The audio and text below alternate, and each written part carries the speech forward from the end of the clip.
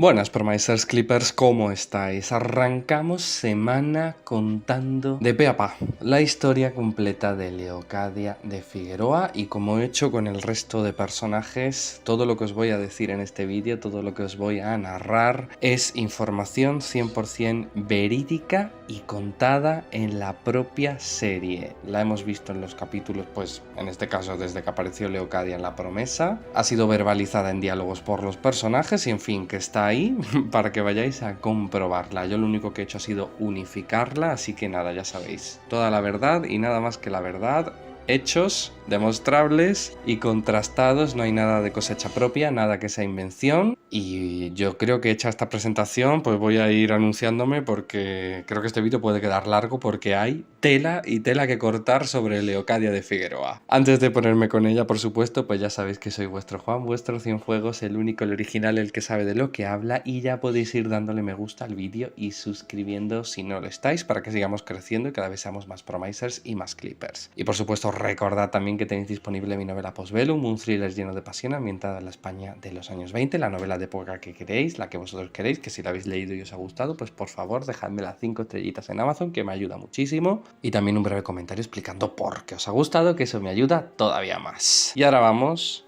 sí que sí, con la historia completa de Leocadia de Figueroa.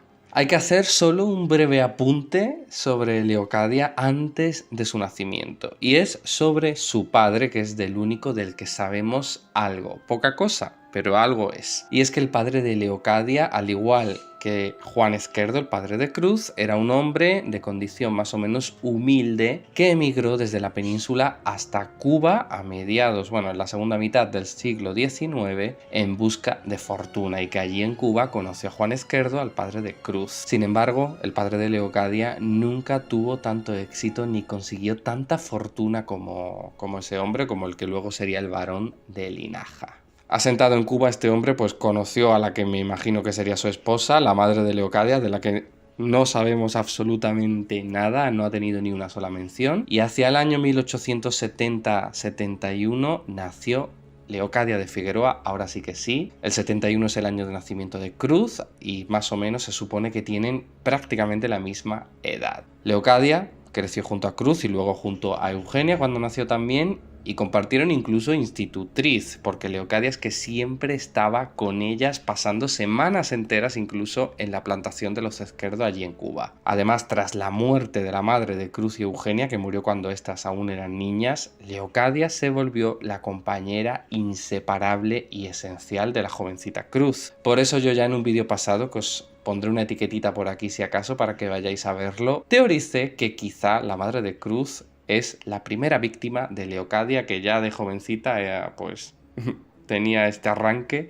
y decidió quitarse de en medio a esta mujer para empezar a hacerse fuerte entre los Esquerdo, pero eso es una teoría. Y si queréis saber más, pues podéis ir a ver ese vídeo. Continuando con la historia certera y verídica, durante la década de 1880, cuando ya Leocadia, Cruz y Eugenia eran adolescentes, pues Leocadia ya había desarrollado su fascinación malsana y tóxica por Cruz, a la que veía la mejor en todo, siempre destacando, siempre la más inteligente, siempre saliéndose con la suya. Y juntas fue que empezaron a vivir sus primeras aventuras, escapándose por las noches de la plantación hacia los barracones de los esclavos para bailar con ellos, beber, divertirse. Y según dijo la propia Leocadia, nunca se ha sentido más libre que en esas noches. Sin embargo, en el año 1886 la esclavitud fue abolida en Cuba. El barón de Linaja intentó mantener sus plantaciones con jornaleros que trajo engañados desde Andalucía. Sin embargo, la situación no se pudo sostener mucho tiempo y al año siguiente, en el 87, los Esquerdo huyeron de Cuba tras las revueltas de sus jornaleros y se instalaron en un palacio que compraron en Cádiz. Esta historia ya es más que conocida, está archicontada, y en ese palacio de Cádiz la joven señorita Cruz, de 16 años, tendría una nueva compañera inseparable, Petra, de su misma edad, pero eso es otra historia y la podéis conocer pues tanto en el vídeo que hice sobre la historia de Petra como en el vídeo sobre la historia de Cruz. Claro, Cruz necesitó una nueva compañera porque Leocadia se quedó junto a su padre en Cuba. Aún así la amistad con los Esquerdo continuó y eventualmente además ambos volvieron también a la península. Desde ese mismo momento, siendo ya el padre de Cruz barón de Linaja, título que recordad compró al padre de María Antonia, Leocadia pues se obsesionó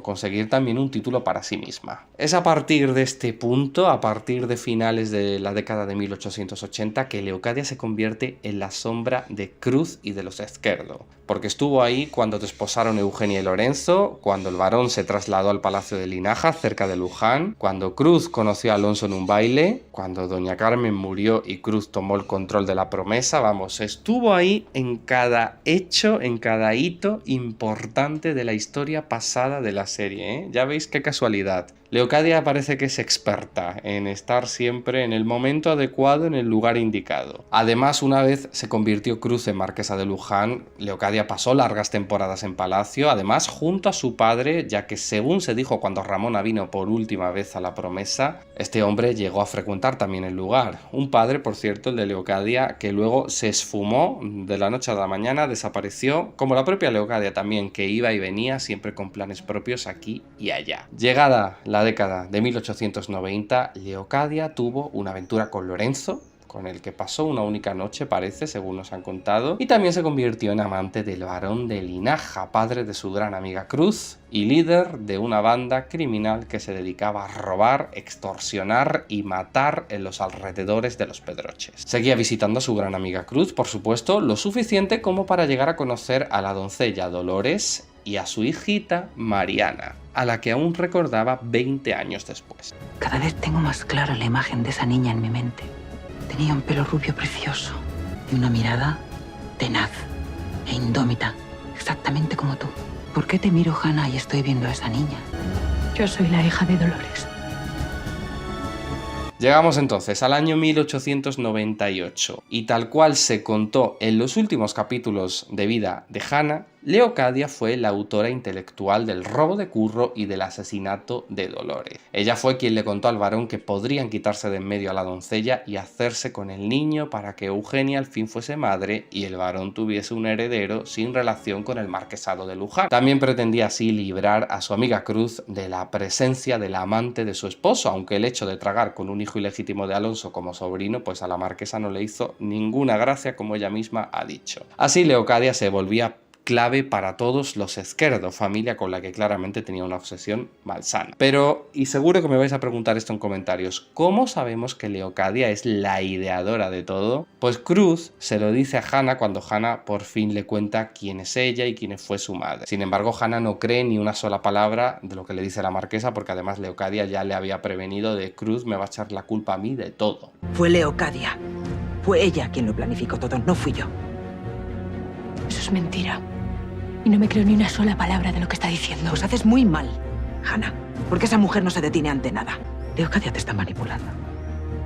Solo quiere volverte contra mí. La verdadera culpable de tus desgracias no soy yo, querida. ¿Por qué le estás contando mentiras a Hannah? ¿Qué es lo que pretendes poniéndola en mi contra? Sabes perfectamente por qué murió Dolores. Y estás manipulando a Hannah para que crea que fui yo la culpable.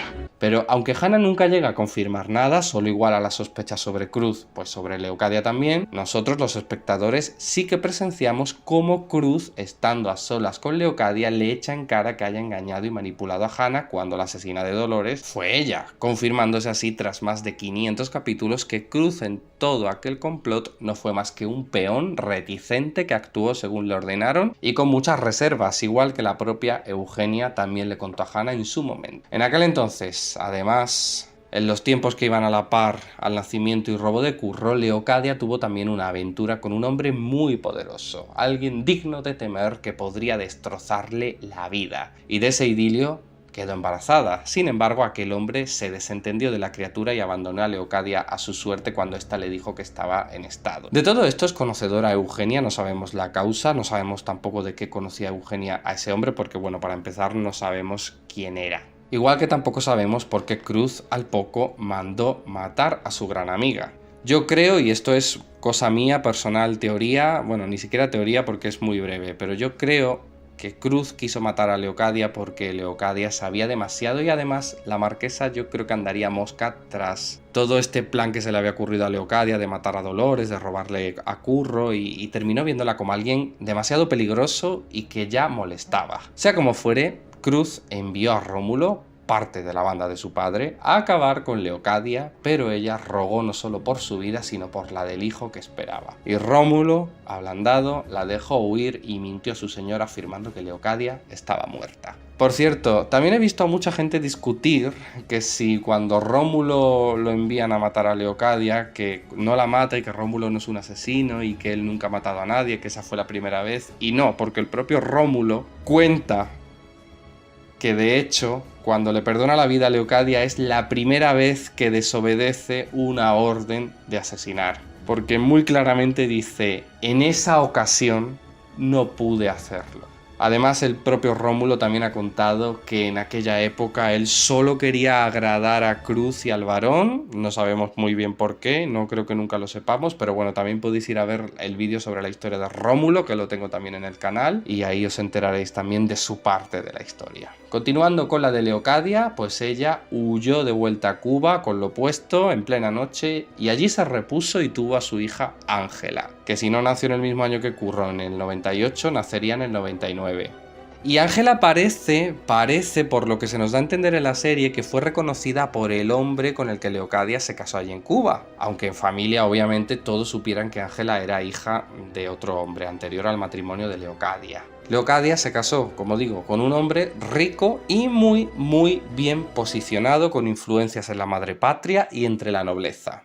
Con él tuvo otros 3 hijos más durante la década de 1900 y luego enviudó, en condiciones, en circunstancias que no conocemos. Desde entonces, aunque su residencia seguía estando en Cuba, que es además de donde ella dice haber venido cuando llega a la promesa, bueno, antes de llegar a la promesa, porque antes de visitar Luján estuvo, sabemos, en el baile de los condes de Urbizu, aquel baile desastroso donde Cruz se peleó con la duquesa de los infantes. Pues eso, que Leocadia, desde que enviudó, teniendo además a sus hijos internados en Europa, sabemos que Ángela ha estado estudiando en Suiza, pero el resto de hijos no sabemos si también están en Suiza o en otro país educándose, pues la mujer se dedicó a viajar por el mundo, a fortalecer esas amistades que tenía granjeadas su marido, esos contactos que heredó de su esposo, forjando nuevas también, y aumentando su influencia a base de favores y mucha paciencia, esperando siempre que llegara el momento justo para vengarse de Cruz y arrebatarle todo lo que tenía.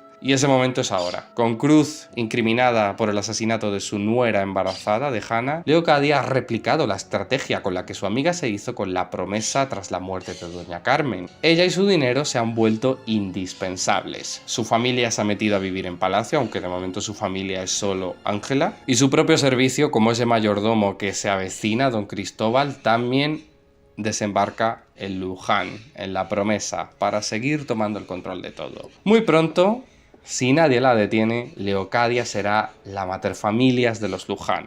La nueva marquesa no de derecho, pero sí de hecho. Aunque si consigue y logra sus propósitos es algo que solo podremos descubrir si seguimos viendo todos los días La Promesa. Por lo pronto yo voy a concluir por aquí la historia completa de Leocadia. Me decís en los comentarios todo lo que me queráis decir. La verdad es que es una historia densa porque tiene muchas cosas, pero tampoco tiene tantas como el resto de personajes. Pero claro, es que por ejemplo Cruz pues tenía 500 capítulos a sus espaldas. Pero sí que está como muy bien organizadita, muy bien recogidita y bien hilada.